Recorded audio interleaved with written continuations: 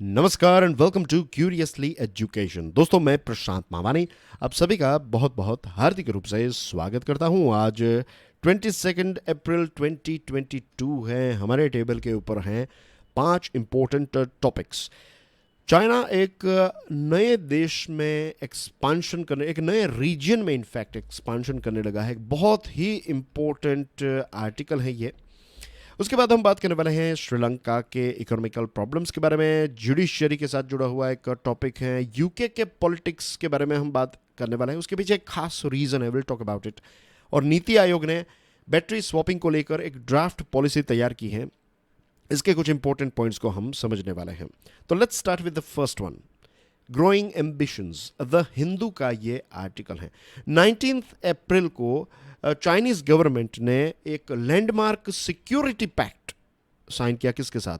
सोलोमोन islands के साथ। और चाइना का अपने आप में पहला इस प्रकार का कोई एग्रीमेंट, सिक्योरिटी पैक्ट जो है चाइना का first of its kind by China, किसी के साथ साइन किया हो तो this is the first and this is not going to be the last.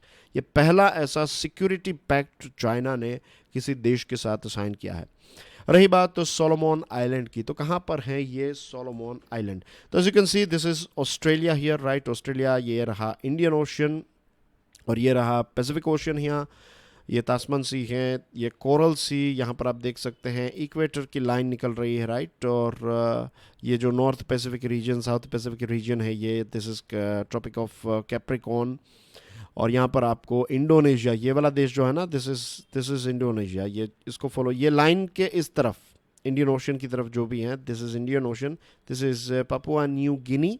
और यहाँ पर आप आएंगे तो this is Solomon islands, right? तो सोलोमोन आइलैंड्स यहाँ पर हैं, आपको पता होना चाहिए एग्जैक्टली। थोड़ा जूम करके इसको देख लेते हैं तो as you can see this is Solomon Islands here.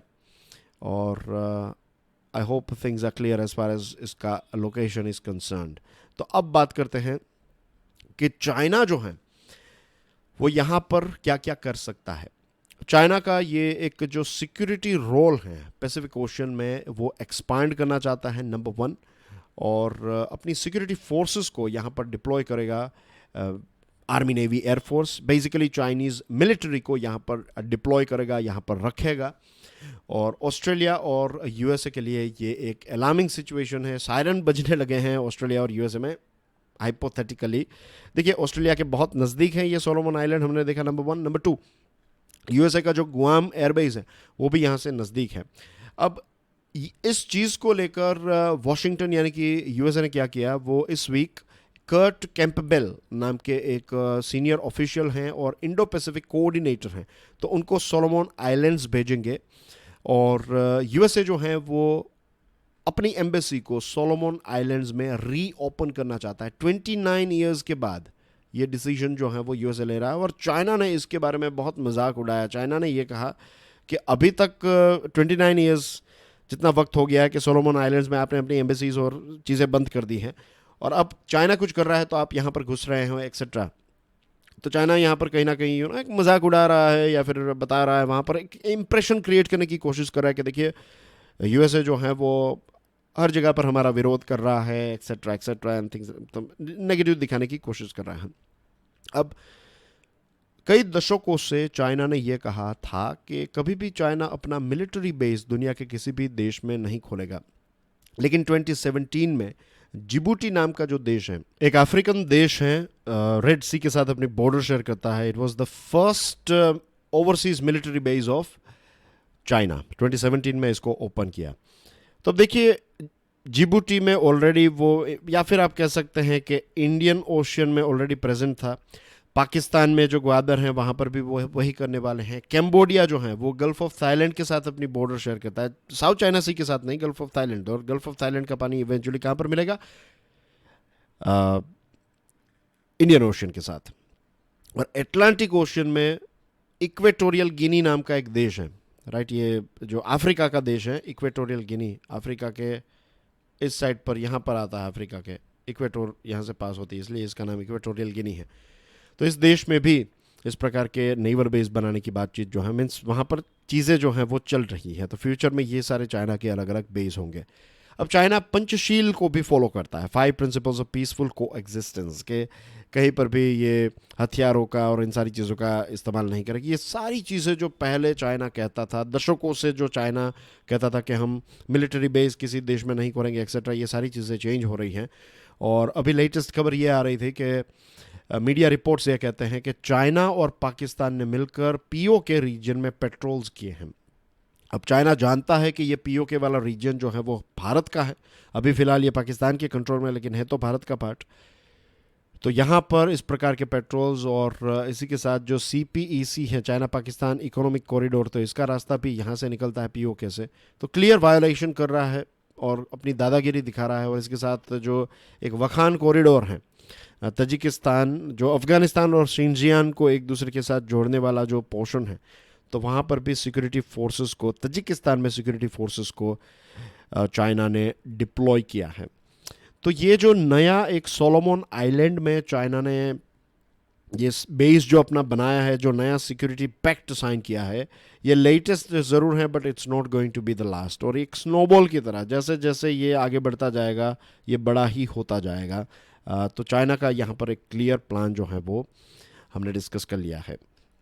Do check out my motivational podcast curiously forever, ये सभी बड़े पॉडकास्ट प्लेटफॉर्म्स पर अवेलेबल हैं, not just dollars. Times of India का ये आर्टिकल है।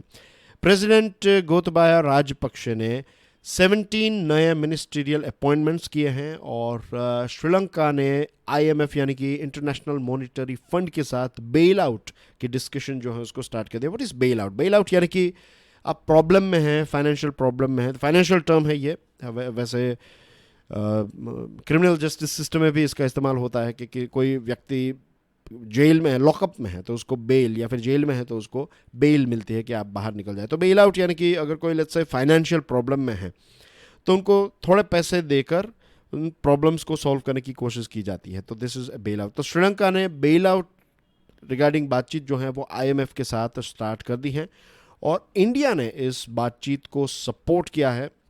और इसमें सबसे इंटरेस्टिंग बात जो है that is rapid financing instrument which provides help before A restructuring plan is finalised, कि जो भी रीस्ट्रक्चरिंग प्लान जो भी तैयार होगा तो लेट्स से उसको 6 से 8 महीने का वक्त लग सकता है। तो 6 से 8 महीने क्या श्रीलंका को ऐसे ही छोड़ा जा सकता है? The answer is no. तो उसके लिए क्या करना है? तो उसके लिए ये है कि स्टार्टिंग में कुछ पैसे जो हैं वो IMF श्रीलंका को दे दें, लेट्स से समझने के लिए लेट्स से $5 बिलियन दे दे या फिर $10 बिलियन दे दे, और एक साथ नहीं, लेकिन 10 बिलियन जो है वो थोड़े थोड़े करके 2-3 महीने के अंदर ये पैसे जो हैं वो IMF दे दे। फिर टोटल प्लान भले ही 50 बिलियन का क्यों ना हो, लेकिन फिलहाल 10 बिलियन दे दिए जाएंगे ताकि वो 5-6 महीने 6-7 महीने जो भी वक्त है उस वक्त तक सर्वाइव कर सके, और जो भी फिर फाइनल प्लान होगा उसको हम तैयार कर। तो ये एक इंटरेस्टिंग चीज़ जो है वो यहाँ पर स्टार्ट कर दिया, रैपिड फाइनेंसिंग इंस्ट्रूमेंट। अब श्रीलंका की ऐसी सिचुएशन क्यों हुई? द फर्स्ट थिंग इज़ कि एक लंबे समय से वहाँ की सरकार ने पैसे बोरो किए, राइट, हाई इंटरेस्ट रेट पर पैसे बोरो किए, हमने इसके बारे में बात की थी। फिर पॉइंट बी जो है दैट इज़ के 2019 में टैक्स पॉलिसी में कुछ चेंजेस किए, राइट, कुछ चीज़ें जो हैं उसके ऊपर टैक्स कम किया गया, अपने रेवेन्यू को कंसिडर नहीं किया और ये सारी चीज़ें, और एक्सपेंडिचर काफ़ी ज़्यादा था तो खर्च ज़्यादा किया, इनकम कम हुई, नंबर 2। और जो वहाँ पर चर्च में बॉम्बिंग्स हुई थी, तो ईस्टर संडे बॉम्बिंग्स नंबर 1, और नंबर 2 कोविड, ये 2 चीज़ों की वजह से वहाँ की टूरिज़्म इंडस्ट्री जो है वो तहस नहस हो गई। और कोविड की वजह से श्रीलंका के लोग जो दुनिया के अलग अलग देशों में रहते हैं तो रेमिटेंस जो भेजते हैं घर वापस, पैसे जो भेजते हैं, तो ये भी कम हो गया। तो ये 3 बड़े रीजंस है जिसकी वजह से श्रीलंका की सिचुएशन जो है वो ऐसी हो गई। और जो भी फाइनेंशियल सपोर्ट चाइना ने, भारत ने और बांग्लादेश ने दिया है, this is not enough, right. और ज़्यादा पैसों की ज़रूरत रहेगी श्रीलंका को आने वाले कुछ समय के लिए, और कहा जाता है कुछ $40 बिलियन के आसपास इतने पैसों की आवश्यकता है श्रीलंका को। वहाँ की 65% पॉपुलेशन फुल्ली वैक्सीनेटेड है, टूरिज़्म जो है वो अब धीरे धीरे बैक टू नॉर्मल होता जा रहा है, तो that is a good sign. Security के ऊपर फोकस करना पड़ेगा, लॉ एंड ऑर्डर पर फोकस करना पड़ेगा, ये 3 चीज़ों को श्रीलंका को करना पड़ेगा ताकि टूरिस्ट्स जो हैं वो आते रहें। और इसी के साथ जो वहाँ की जो करेंसी एक्सचेंज रेट, जो उनकी पॉलिसी है कि करेंसी को काफ़ी डीवैल्यू कर दिया गया था। तो कल ही हमने उसके बारे में बात की थी फाइनेंशियल न्यूज़ एनालिसिस में कि पीयूष गोयल साहब ने भी एक कहा कि भाई हमारी जो इंडियन रुपी है उसको गिरने नहीं देना है, उसकी वजह से इन्फ्लेशन क्रिएट होगा, इंपोर्ट्स जो हैं वो एक्सपेंसिव हो जाता है। आई एम श्योर आपने उस वीडियो को देखा होगा। तो श्रीलंका के लिए यही है कि वहाँ के जो एक्सचेंज रेट हैं उसको मीन्स श्रीलंकन रुपी जो है उसकी वैल्यू को थोड़ा मेंटेन करना पड़ेगा, वरना फिर चीज़ें जो हैं वो श्रीलंका जैसे देश के लिए बहुत ही एक्सपेंसिव हो जाएगी। वी नो कि श्रीलंका बहुत सारी चीज़ें इंपोर्ट करता है। फॉर एग्जांपल एक आइलैंड नेशन जब फिश इंपोर्ट करता है तो ये थोड़ी शॉकिंग चीज़ है। तो बहुत सारे रिफॉर्म्स की भी रिक्वायरमेंट है श्रीलंका में। तो एक लंबी ये कहानी होने वाली है, it's not going to end just ऐसा नहीं है कि IMF पैसा दे देगा तो श्रीलंका जो है उसका प्रॉब्लम सॉल्व हो जाएगा, नहीं, श्रीलंका को और सारे बदलाव जो है वो करने की ज़रूरत है। The brittle middle, times of India का ये आर्टिकल है। इसी हफ्ते की बात करें तो 2 बार सुप्रीम कोर्ट ने सीरियस खामियां हाई कोर्ट्स के कुछ जजमेंट में पाई हैं, और ये डेफिनेटली सीरियस खामी, मीन्स आप अगर पढ़ेंगे then you will be shocked. Rajasthan high court ने एक ऐसा हिस्ट्री शीटर जो बार बार क्राइम्स करता है, जिसके खिलाफ कुछ 20 जितने क्रिमिनल केसेस हैं, तो इस व्यक्ति के ऊपर इल्ज़ाम यह है कि इसने अपनी जो माइनर नीज़ हैं, राइट, भतीजी होगी या फिर भांजी होगी, नॉट श्योर, लेकिन नीज़ हैं, एक रिलेटिव हैं, एक बच्ची है माइनर, तो उसका रेप किया। और इस व्यक्ति को राजस्थान हाई कोर्ट ने बेल ग्रांट कर दी, और बेल ग्रांट की, लेकिन कोई रीज़न कि क्यों इस व्यक्ति को बेल ग्रांट की है, क्यों इस व्यक्ति को छोड़ा गया, राइट, टाइम बिंग टेम्परेरली क्यों इसको छोड़ा गया, इसको लेकर किसी भी प्रकार का एक्सप्लेनेशन राजस्थान हाई कोर्ट ने नहीं दिया। तो दिस इज़ नंबर 1 थिंग, ये पिछले एक हफ्ते की बात है। और जो सर्कमस्टेंसेस हैं हाई कोर्ट ने इग्नोर किया कि इस व्यक्ति के खिलाफ 20 जितने दूसरे क्रिमिनल केसेस हैं। इलाहाबाद हाई कोर्ट ने एक मर्डर केस में एक व्यक्ति को एक्विट किया है, राइट, और इसका जो रीज़न जजमेंट है वो 5 महीने के बाद दिया। अब जब किसी व्यक्ति को छोड़ा जाता है और क्यों छोड़ा गया या फिर उसको सज़ा दी, तो फिर रीजंस दिए जाते हैं ना, तो छोड़ा गया तो क्यों छोड़ा गया, तो ये जो रीजंस बाद में दिए जाते हैं तो उससे पूरी जो अपीलेट कोर्ट्स हैं और जुडिशियल टाइम और जो अपील्स जो हैं वो स्लो डाउन हो जाती है, क्योंकि अभी रीजंस जो हैं वो सामने नहीं आए हैं। Allahabad high courts failure to give a prompt reasoned order forced supreme court to order fresh hearing. क्योंकि इलाहाबाद हाई कोर्ट ने ये रीज़न नहीं दिया, तो अब सुप्रीम कोर्ट ने फ्रेश हियरिंग का आदेश दिया है। ये 2009 का केस है, ट्रायल कोर्ट में 2012 में ये व्यक्ति कन्विक्ट हो गया था और 2019 में इसको एक्विट किया, राइट। अब इलाहाबाद हाई कोर्ट जो है वो फिर से इस पूरी प्रोसेस को स्टार्ट है। जस्ट इमेजिन कितना टाइम जो है इसमें वेस्ट होगा। 2020 में बॉम्बे हाई कोर्ट की एक बेंच ने 9 महीने के गैप के बाद और दिल्ली हाई कोर्ट की एक बेंच ने 10 महीने के गैप के बाद जो ऑपरेटिव ऑर्डर हैं, ऑपरेटिव ऑर्डर यानी कि आपने बेल दी या फिर सज़ा दी, जो भी है, तो जो आदेश आपने दिया वो आदेश और उसके पीछे जो रीज़न है, इसमें इतना गैप था। बॉम्बे हाई कोर्ट वाले केस में 9 महीने का और इसमें 10 महीने का गैप था। Poor quality of justice delivery at various levels has found no satisfactory solutions yet. हम चाहते हैं कि जुडिशरी में बहुत सारे रिफॉर्म्स करें, जुडिशियल रिफॉर्म्स हो हमारे देश में, लेकिन अभी भी हमें कोई इसका सेटिस्फैक्ट्री सॉल्यूशन नहीं मिला है। कॉलेजियम सिस्टम को रिप्लेस करने वाली एक नेशनल जुडिशियल अपॉइंटमेंट्स कमीशन को सरकार ने मीन्स कॉन्स्टिट्यूशन में चेंजेस करके पास भी किया था, लेकिन सुप्रीम कोर्ट ने फिर इसको रिजेक्ट कर दिया और वापस कॉलेजियम सिस्टम जो है वही हमारे देश में चल रही है। उसकी ट्रांसपेरेंसी को लेकर बहुत सारे कई अलग अलग जजेस ने, सुप्रीम कोर्ट के रिटायर्ड जजेस ने भी प्रश्न उठाए हैं कॉलेजियम की ट्रांसपेरेंसी को लेकर। फिर ऑल इंडिया जुडिशियल सर्विसेज की बात थी, वो भी नहीं हो पाया। फिर नेशनल डिस्ट्रिक्ट जजेस रिक्रूटमेंट एग्जामिनेशन, ये भी नहीं चल पा रहा है। इसके भी बहुत सारे पॉजिटिव्स जो प्रोज हैं वो दिए गए हैं, कुछ कॉन्स भी हैं लेकिन प्रोज भी इसके काफ़ी ज़्यादा है, तो ये आइडियाज़ भी हम इम्प्लीमेंट अभी तक नहीं कर पा रहे हैं। और कॉलेजियम खुद स्ट्रगल कर रही है कि हाई कोर्ट में अच्छे लोगों को जज बनाया जाए या फिर हाई कोर्ट से सुप्रीम कोर्ट तक लाया जाए, लेकिन कॉलेजियम और या फिर जुडिशरी और गवर्नमेंट के बीच में जो पावर स्ट्रगल है, तो इसको लेकर डिले चीज़ें जो हैं वो बहुत बार हो जाती हैं, ज़्यादातर डिले ही होती हैं। और जो जजेस की हाई कोर्ट की जो लिमिट है, रिटायरमेंट एज है 62, सुप्रीम कोर्ट के जज की लिमिट है 65। जस्ट इमेजिन एक ऐसा व्यक्ति जो हाई कोर्ट का जज है, फॉर वट एवर रीज़न वो सुप्रीम कोर्ट का जज नहीं बन पाया, तो यहाँ पर अगर वो काम कर रहा है तो 62, और यहाँ पर काम कर रहा है तो 65। तो ये थोड़ा इलॉजिकल है ना कि एक ही प्रोफेशन है, राइट, और एक की रिटायरमेंट एज 62, एक की 65 है, तो इसको चेंज करने की ज़रूरत है। एक तो हमारे देश में जजेस की शॉर्टेज है, और 62 तक पहुँचते पहुँचते एक व्यक्ति जो है उसके पास कितना सारा अनुभव हो जाता है उस प्रोफेशन का, 30 साल का 35 साल का अनुभव है उससे, जब से कॉलेज ज्वाइन की लॉ की तब से लेकर अभी तक 62 तक। और जब वो अपने मीन्स ये ऐसा एक प्रोफेशन है जिसमें जितना ज़्यादा अनुभव उतना आपका पीक ऊपर ऊपर जा जाता है। तो 62 इज़ ए टाइम के वहाँ पर अब वो जो प्रॉपर फ्रूट्स हैं वो देने की शुरुआत करेंगे, अपनी एक मैच्योरिटी आ चुकी है, सारी चीज़ें, इतना अनुभव है, और फिर वो रिटायर हो जाते हैं। तो इसके 65, इनफैक्ट कुछ देशों में तो उससे ज़्यादा भी अलाउड हैं कि अगर कोई व्यक्ति हेल्थी हैं, फिट हैं, तो वाई नॉट। तो ये भी एक चीज़ हमें कंसिडर करनी चाहिए। Many bad orders are going unappealed. ये कुछ ऐसे ऑर्डर्स हैं जो सुप्रीम कोर्ट की नज़र में आ गए, जिन्होंने भी अपील की, तो क्योंकि इसकी वजह से सुप्रीम से इतने सारे केसेस, तो बहुत सारे ऐसे बैड ऑर्डर्स जो होते हैं वो तो कोर्ट के नज़र में भी नहीं आते हैं।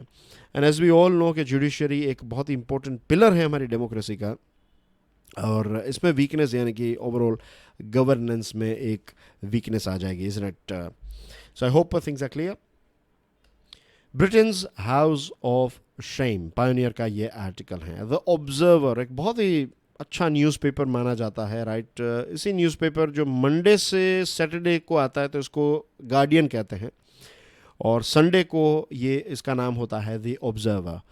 तो यूके का न्यूज़पेपर है, और इस न्यूज़पेपर में स्टीवर्ट ली ने लिखा है कि एक चाइल्ड मोलेस्टर, एक सीरियल एडल्टरर और कंपल्सिव लायर, एक handsome but morally bankrupt financial whiz kid, और मोरली बैंकरप्ट है ये, और एक बुली जो इमिग्रेंट्स को रवांडा भेज रही है। तो इन्होंने, ये जो स्टीवर्ट ली है, उन्होंने कंजर्वेटिव पार्टी और ये जो बोरिस जॉनसन की पार्टी और उनकी टीम के कुछ लोगों के खिलाफ इस प्रकार के शब्दों का इस्तेमाल किया है, और लिखा है, I would like to quote के, that's less like a government and more like special team of convicted criminals given their freedom in exchange for accepting an impossible mission behind enemy lines in a 1970s Italian funded war film। ऐसा लगता है कि कोई एक war film की कहानी हो, इस प्रकार की गैंग जो होती है, इस प्रकार की गेम है।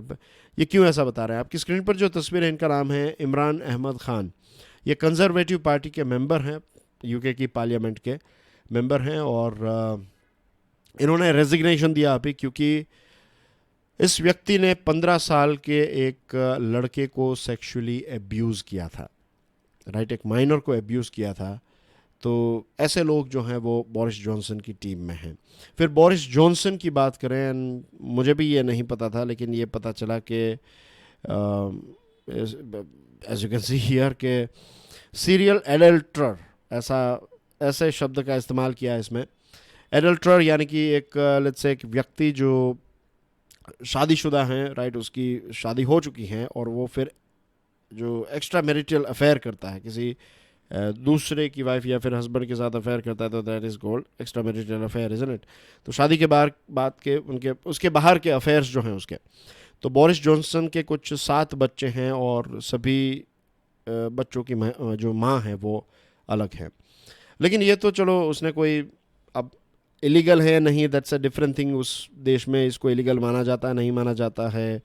शादी एथिकल पॉइंट ऑफ व्यू से देखें तो ऑफ कोर्स किसी को, उसकी वाइफ को बिल्कुल पसंद नहीं आएगा कि उसके हस्बैंड के बहुत सारे बच्चे हैं, मीन्स दूसरी महिलाओं से, किसी को पसंद नहीं आएगी ये बात, as far as I know. But anyway, ये चीज़ इतनी ख़राब नहीं है जितनी एज ए प्राइम मिनिस्टर उन्होंने जो गलत चीज़ की है, दैट इज़, ये एज एन इंडिविजुअल जो भी है वो उनकी पर्सनल चीज़ है, but the main thing is कि एज ए कंपल्सिव लायर। अब लायर क्यों? देखिए, पार्टी गेट जो स्कैंडल हुआ उसमें उनको 50 पाउंड का फाइन हुआ, यानी कि उन्होंने गलत चीज़ की। अब बार बार उन्होंने पार्लियामेंट में ये कहा है कि उन्होंने कोई भी चीज़ जो है वो गलत नहीं की, एक्सेट्रा। दैट मीन्स कि अगर जानबूझकर आप पार्लियामेंट को झूठ बोल रहे हैं, दैट मीन्स आप झूठे व्यक्ति हैं, और एज इस प्रकार का कैरेक्टरिस्टिक किसी भी देश के प्राइम मिनिस्टर को शोभा नहीं देता है। सिंपल है ना समझना। चलो, आपका पर्सनल, आपकी लाइफ जो भी है, अगर एज फार एज आप क्राइम नहीं करते हैं, आपको जो भी है वो दैट्स अ डिफरेंट थिंग, वो आपकी पर्सनल लाइफ है। लेकिन अब जब आप पार्लियामेंट में होते हैं और पार्लियामेंट में आप झूठ बोलते हैं तो ये एक बहुत ही सीरियस चीज़ है। तो कंजर्वेटिव पार्टी के जो लोग हैं ना, अब वो भी means means they are not happy with Boris Johnson के आपने ऐसा किया, मीन्स आप झूठ बोले। रही बात ऋषि सुनाक की, जिनको माना जाता था कि वो एक कंटेंडर होंगे राइट, के बोरिस जॉनसन की जगह जो अगर कोई लेंगे तो ये लेंगे, ये बेसिकली जो बोरिस जॉनसन है अगर उनको कोई प्राइम मिनिस्टर के तौर पर रिप्लेस कर सकता था, ऐसी इमेज किसी की थी तो वो थी ऋषि सुनाक की। लेकिन उनकी जो वाइफ हैं, अब उनकी वाइफ को हर साल कुछ डिविडेंड में $15 मिलियन मिलते हैं। और आपको पता होगा इन्फोसिस के जो नारायण मूर्ति साहब हैं तो उनके जमाई हैं सुनाक। तो अब उनको जो पैसे मिलते तो टैक्स को लेकर उन्होंने कुछ चीज़ें वहाँ पर की हैं और उन्होंने ये कहा कि वो यूके में परमानेंटली रहना नहीं चाहते। उनके पास ग्रीन कार्ड भी हैं, ऋषि और उनकी वाइफ दोनों के पास। तो वो कहते हैं कि हम यहाँ पर इसलिए टैक्स पे नहीं किया क्योंकि हम यूके में परमानेंटली रहना नहीं चाहते एक्सेट्रा, उसका वहाँ पर ऐसा कुछ लॉ है। तो चलो ठीक है, लेकिन अब उनका जो प्राइम मिनिस्टर बनने की जो बात थी वो भी चली जाएगी क्योंकि अब वो यहाँ पर वो यूएसए के ग्रीन कार्ड को लेकर चीज़ें जो हैं वो सामने आई हैं इसलिए। और जो वहाँ के होम सेक्रेटरी हैं प्रीति पटेल, तो उन्होंने रवांडा के जो इमिग्रेंट्स हैं तो उनको वापस भेजने की बात बताई है। उन्होंने कहा कि 120 मिलियन पाउंड रवांडा का जो डिक्टेटर हैं पॉल कागामे उसको दिया जाएगा, इतने पैसे दिए जाएंगे ताकि वो जो इलीगल इमिग्रेंट्स हैं रवांडा के तो उनको वापस ले ले।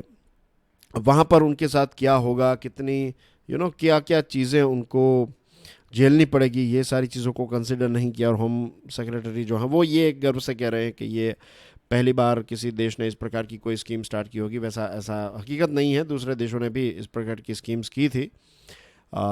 लेकिन एनीवे तो वहाँ पर वो क्या कर रहे हैं कि वो ऐसे इमिग्रेंट्स जो हैं उनको इस प्रकार से वापस भेजने की बात कर रहे हैं और 120 मिलियन पाउंड्स देने की वो बात कर रहे हैं। अब पर व्यक्ति कितने पैसे, पर माइग्रेंट कितने पैसे अनस्पेसिफाइड हैं, ये क्लैरिफिकेशन नहीं दिया है। जहाँ तक मुझे पता है ये पैसे अभी दिए नहीं हैं और बहुत सारे ऐसे जो इंटरनेशनल रूल्स हैं ना उनका भी वायोलेशन होता है जब आप इस प्रकार से लोगों को वापस भेज देते हैं तब। बट एनीवे तो ये कुछ ऐसे पॉइंट्स हैं जिनको मीन्स यूके के पॉलिटिक्स के बारे में हम अब क्यों इतना पढ़ रहे हैं, मीन्स क्यों हम इस पर जोर दे रहे हैं। इसका एक ही रीज़न है, बोरिस जॉनसन साहब जो हैं वो भारत की यात्रा पर आए थे और भारत और उसके बीच में, भारत और यूके के बीच में जो ट्रेड को लेकर अब बातचीत चल रही है, अगर वहाँ पर सरकार चेंज होती है तो we have to at least make sure कि ये जो ट्रेड की बातचीत है वो यूके के साथ हमारी आगे बढ़ती रहे। बस this is the main reason. इसीलिए हमें वहाँ के पॉलिटिक्स पर, ये टॉप लेवल का पॉलिटिक्स है उसमें ये चीज़ हो रही है। तो इसलिए अगर सरकार चेंज होती है वहाँ पर या फिर कोई नया व्यक्ति प्राइम मिनिस्टर के तौर पर आ जाता है तो भारत को ये वेट एंड वॉच करना पड़ेगा और मेक श्योर मीन्स कोशिश तो हम यही करेंगे कि हम ट्रेड की डील को आगे बढ़ाएं। लेकिन अगर कोई ऐसा व्यक्ति आ जाए जिनके विचार थोड़े अलग हो बोरिस जॉनसन से compare to India and UK के ट्रेड की बात है तो ये ट्रेड डील पर इम्पैक्ट हो सकती है। तो इसलिए वहाँ के पॉलिटिक्स को, करंट चीज़ें जो हो रही है उसको समझना हमारे लिए थोड़ा इम्पोर्टेंट बन जाता है। NITI Aayog draft battery swapping policy, Indian express का ये आर्टिकल है। अब नीति आयोग ने एक ड्राफ्ट स्वैपिंग पॉलिसी तैयार की है तो इसमें नंबर 1 पॉइंट ये है कि जो इलेक्ट्रिक व्हीकल्स हैं अगर वो स्वैपेबल बैटरीज वाले बनाएंगे तो उनको इंसेंटिव दिया जाएगा। दूसरी चीज़, जो कंपनीज स्वैपेबल बैटरीज क्रिएट करेगी तो उनको सब्सिडीज़ दी जाएगी, बेनिफिट दिए जाएंगे। A new battery as a service business model, इसको हम अच्छे से समझेंगे कि ये कैसे काम करेगा। और fourth is standards for inter operable batteries. ये 4 चीज़ें और इसके अलावा कुछ मेजर्स हैं, लेकिन ये 4 चीज़ें, 4 बड़ी चीज़ें। इंटर ऑपरेबल बैटरीज, इसको भी समझेंगे, ये पॉइंट भी मैं एक्सप्लेन करूंगा। तो आपको याद होगा यूनियन बजट में निर्मला सीतारमण जी ने ये बैटरी स्वैपिंग पॉलिसी का एक बात बताई थी, कहा था कि बैटरी स्वैपिंग पॉलिसी को भारत इंट्रोड्यूस करेगा ताकि जो इलेक्ट्रॉनिक व्हीकल है ना उसका कॉस्ट कम किया जा सके।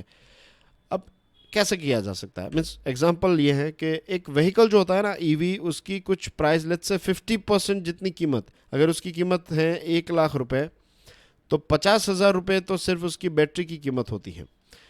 तो अगर स्वॉपेबल बैटरी है तो आपको सिर्फ जो 50,000 की बॉडी मिल रही है वो ख़रीदनी है, और क्योंकि आपकी बैटरी खुद की नहीं है लेकिन आप उसको रेंट पर ले रहे हैं या फिर चार्ज पे कर रहे हैं, चार्ज नॉट द सेंस के चार्ज करनी बैटरी, लेकिन जो भी यूज़ करने के लिए जो भी पैसे पे करने हैं वो कर रहे हैं, तो आप एक साथ ये 50,000 नहीं दे रहे हैं, जो भी कॉस्ट है तो इससे डिस्ट्रीब्यूट हो जाए तो लोग जो हैं वो ईवी को ज़्यादा खरीद पाए, तो ये एक इंटेंशन सरकार का है, तो and that is a good thing.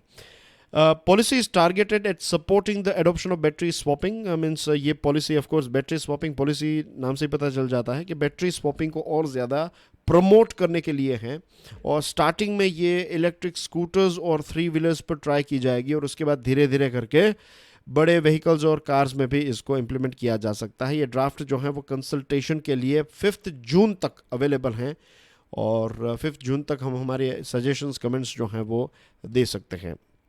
Battery swapping is a mechanism that involves exchanging discharged batteries for charged ones, के जो आपकी डिस्चार्ज बैटरी, आप किसी पावर स्टेशन में जाएंगे जहाँ पर ये स्वैपिंग चल रहा है, तो आप अपना मोटरसाइकिल लेकर गए, वहाँ पर जाकर वहाँ पर जो बैटरी का मीन्स वहाँ पर लोग हो सकते हैं शायद कि वो जो लोग हैं वो आपके स्कूटर में से या फिर 3 व्हीलर में से बैटरी को निकालेंगे, चार्ज्ड बैटरी जो हैं वो आपको इंसर्ट कर देंगे, टेस्ट कर लेंगे, और जो भी पैसे हैं वो पे करके आप वहाँ से 1 2 3 4 हो सकते हैं. और फिर जब भी बैटरी फिर से डाउन हो जाए तो आप वहाँ पर फिर से जाएंगे. तो एक प्रकार से जैसे हम पेट्रोल हैं तो एक एज ए प्रोडक्ट लेते हैं और हमारी टैंक में डालते हैं, और वैसे ही एक प्रकार से आप समझने तो या तो समझने की कोशिश करें तो इस प्रकार से होगा कि बैटरी जो है वो एक प्रोडक्ट है, वो चार्ज होगी, आप लेकर निकल जाएंगे चार्ज, और फिर जो भी जहाँ पर भी आप जो भी यहाँ पर ऐसी फैसिलिटीज़ है वहाँ पर जाकर आप डिस्चार्ज बैटरी के बदले में एक चार्ज बैटरी आपको मिल जाएगी. जैसे मैंने आपको बताया लार्जर सेगमेंट्स में भी धीरे धीरे इसको ऐड किया जाएगा. अब इसमें एक चीज़ जो है बैटरी को लेकर के जीएसटी काउंसिल को कुछ चेंजेस करने पड़े. देखिए लिथियम आयन बैटरीज जो है उसके ऊपर 18% ड्यूटी लगता है, टैक्स लगता है, जीएसटी लगती है, और इलेक्ट्रिक व्हीकल इक्विपमेंट जो है उसके ऊपर 5% लगती है. तो यहाँ पर ड्राफ्ट पॉलिसी ने जीएसटी काउंसिल को ये सजेस्ट किया है कि ये जो डिफरेंशियल है ना अक्रॉस ये ईवीज़, तो ये डिफरेंशियल, ये अलग अलग जो टैक्स रेट्स हैं तो इसको आप एक कर दीजिए, इसमें कुछ समानता लाइए. तो ये एक सजेशन है, ये अभी ड्राफ्ट है, रिमेंबर ये फाइनल पॉलिसी नहीं है.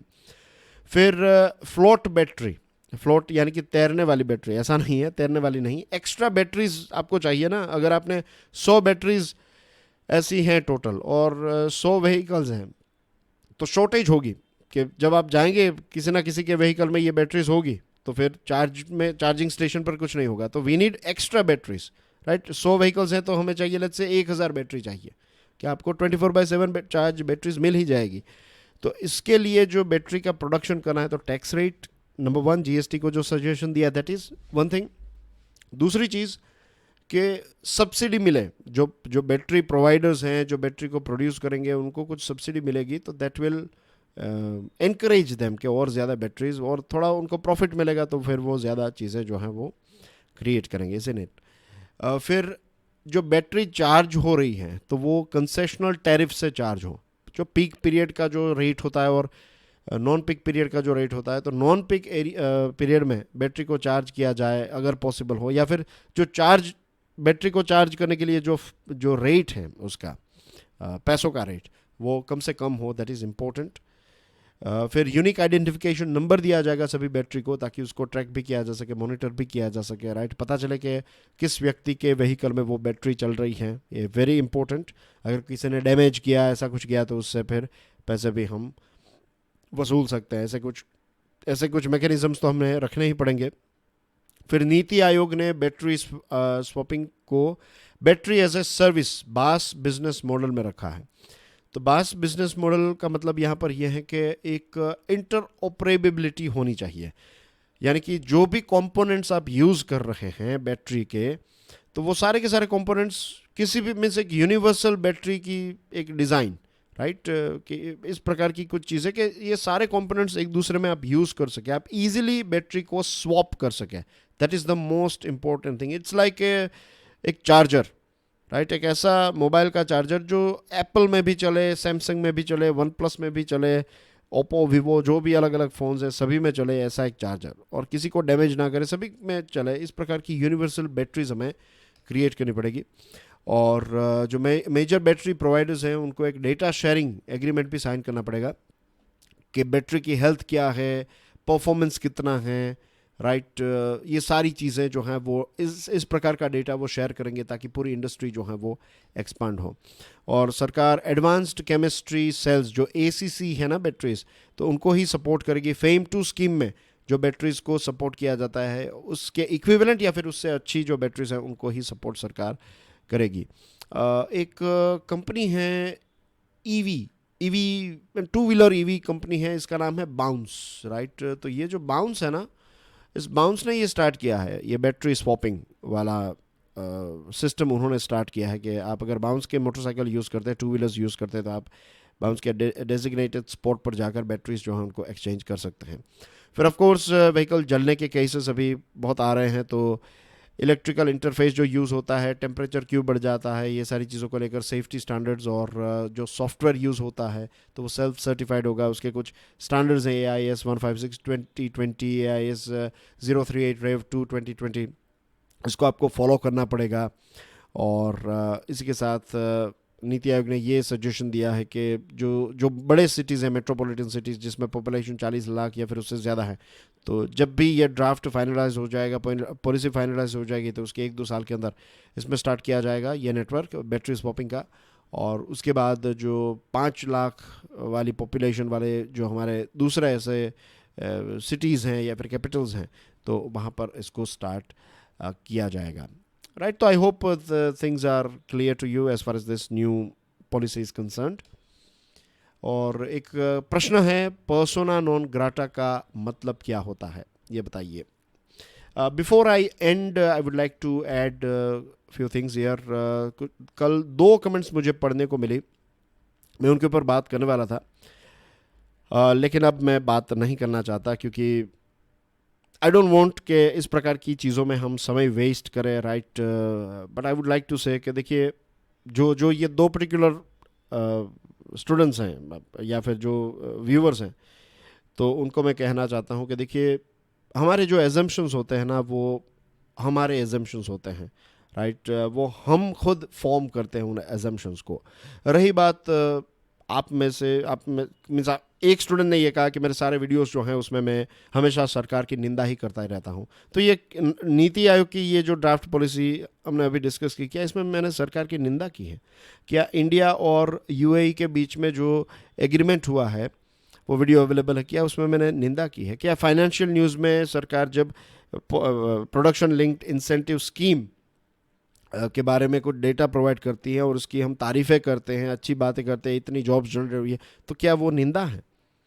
तो देखिए, सारे वीडियोस में ऐसे शब्दों का इस्तेमाल करना कि सारे वीडियोस में ऐसा है, ट्राई टू बी न्यूट्रल, ये वो, तो मीन्स ये आपका ओपिनियन है। मैंने कमेंट में भी लिखा है कि मैंने आपको फोर्स नहीं किया, और मैं ये ईगो के पॉइंट ऑफ व्यू से नहीं कह रहा हूँ, मैं बहुत ही पोलाइटली कह रहा हूँ कि मैंने नहीं किया। और मैंने कहा कि आई एम ए स्टूडेंट, मैंने ये कहा आई एम ए स्टूडेंट।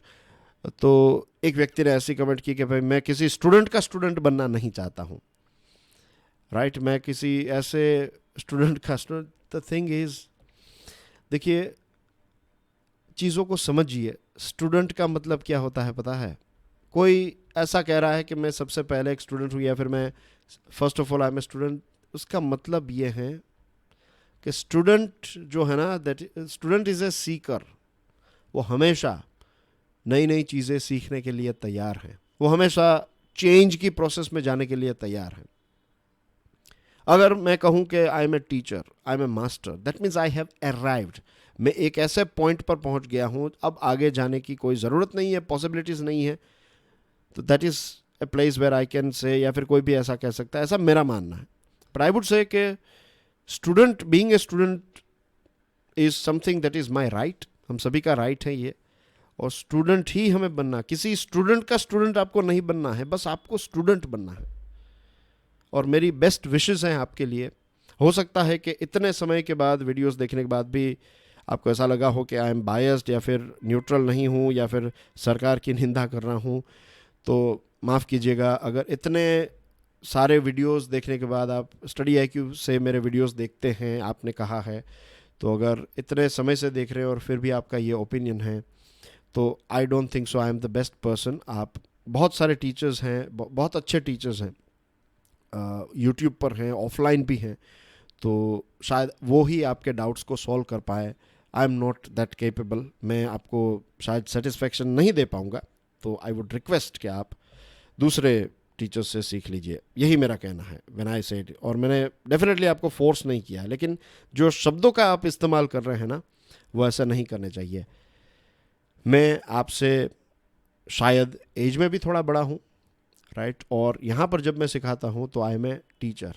तो ये रिस्पेक्ट जो है ना वो आपके अंदर होनी चाहिए कि आप ऐसे ही किसी पर इल्ज़ाम नहीं लगा सकते। ऑनलाइन कमेंट सेक्शन ओपन है, इसका मतलब ये नहीं है कि आप कुछ भी किसी को कह दें। ये अच्छी बात बिल्कुल नहीं है। ये एक ट्रोलिंग का ही फॉर्म है, और ये एजुकेशन प्लेटफॉर्म है, राइट। ये कोई ट्रोलिंग का प्लेटफॉर्म नहीं है, ये कोई सोशल मीडिया नहीं है जहाँ पर आप जो भी मन में आए वो लिख दीजिए, ऐसा नहीं चलेगा। I will not accept that. फिर एक स्टूडेंट है, उन्होंने कहा है कि जो एक दूसरे व्यक्ति हैं उनकी एक कमेंट आई है, उन्होंने अपने पर्सनल एक्सपीरियंसेस लिखे हैं। तो मैं ये भी कहना चाहता हूँ कि मैं दो चीज़ों को फॉलो करता हूँ, कॉन्स्टिट्यूशन को और भारत की संस्कृति को। कॉन्स्टिट्यूशन धर्म के बीच में डिफ्रेंशिएशन नहीं क्रिएट करता है, सारे धर्म जो हैं वो कॉन्स्टिट्यूशन के लिए इक्वल हैं। I follow that only. Number 2, हमारी संस्कृति को अगर आप अच्छी तरीके से समझेंगे, जानेंगे इस चीज़ को, तो दुनिया की 18% पॉपुलेशन इस देश में रहती है। क्या हर एक शहर में, हर एक इलाके में, हर एक जगह पर लोग एक दूसरे के साथ झगड़ रहे हैं? नो। कुछ एरियाज में ऐसा हो रहा है, विच इज़ वेरी अनफॉर्चुनेट, लेकिन ऐसा हो रहा है। लेकिन 5000 साल पुरानी संस्कृति को आप देखिए, हमेशा जिसने नए नए आइडियाज़ को, नए नए धर्म को, नए नए रिलीजियंस को हमेशा एक्सेप्ट किया। दुनिया के सबसे पुराने मस्जिद आपको भारत में देखने को मिले, दुनिया के सबसे पुराने चर्चेस भारत में देखने को मिलेंगे। पारसी कम्युनिटी 1200 साल से भारत में रह रही है। बुद्धिज़्म का जन्म यहाँ पर हुआ, जैनिज़्म का जन्म यहाँ पर हुआ, सिखिज़्म का जन्म यहाँ पर हुआ।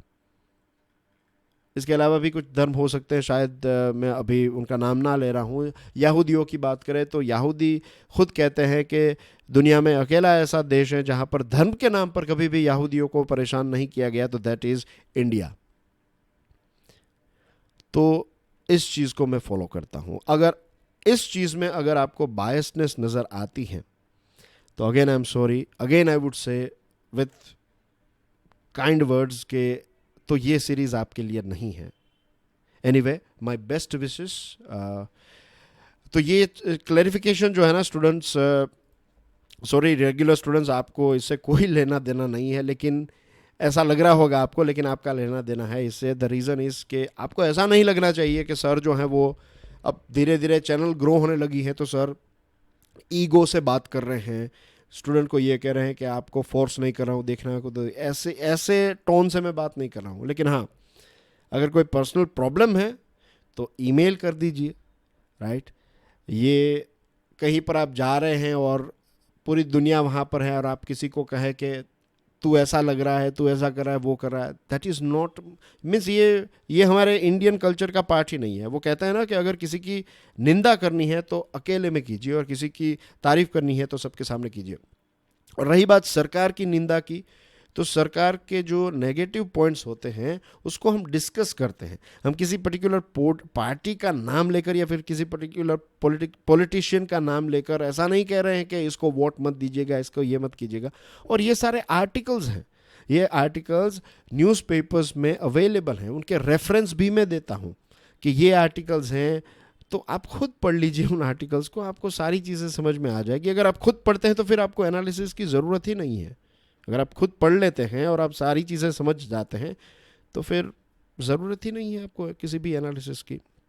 और यही तो लक्ष्य है मेरा। मैंने कई बार इसको कहा है कि मेरा जो मेन एम है वो ये नहीं है कि आप आने वाले 5 सालों तक मेरी सीरीज़ को देखते रहें।